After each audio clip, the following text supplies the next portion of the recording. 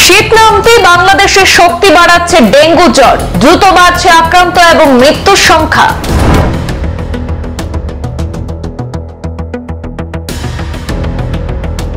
গত 24 ঘন্টায় নতুন করে 8 জনের মৃত্যু। এ নিয়ে চলতি বছরে মৃতের সংখ্যা বেড়ে দাঁড়িয়েছে 415 জনে। রেকর্ড গড়ে ডেঙ্গু আক্রান্ত হয়ে গত 24 ঘন্টায় হাসপাতালে ভর্তি হয়েছেন 1379 জন। শীত বাড়ার সঙ্গে পাল্লা দিয়ে বাংলাদেশে হু হু করে বাড়ছে ডেঙ্গু আক্রান্তের সংখ্যা।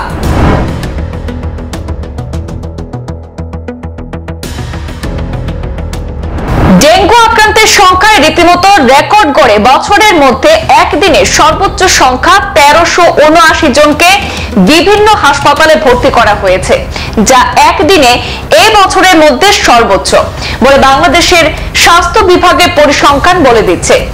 এতে করে চলিত বছরে আক্রান্তের সংখ্যা দাঁড়িয়েছে 79,984 জনে। স্বাস্থ্য অধিদপ্তরের হেলথ ইমার্জেন্সি অপারেশন সেন্টার এবং কন্ট্রোল রুম থেকে এই তথ্যটি নিশ্চিত করা হয়েছে। তবে বাংলাদেশে প্রতি বছর বর্ষাকালে ডেঙ্গুর প্রকোপ দেখা দেয়। 2023 সালের জুন মাস থেকে ডেঙ্গু পরিস্থিতি ভয়াবহ আকার ধারণ করেছে পদ্মার পাড়ের দেশটিতে। উল্লেখ্য, গত বছর বাংলাদেশে 3,21,179 জন রোগী হাসপাতালে ভর্তি হয়ে চিকিৎসা নেন।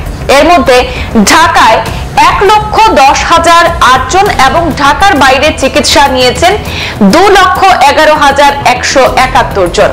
এর আগে 2019 সালে দেশব্যাপী ডেঙ্গুতে আক্রান্ত হয়েছিলেন 1,01,354 জন। ওই সময় চিকিৎসক, স্বাস্থ্যকর্মী সহ প্রায় 300 জনের মৃত্যু হয়েছিল।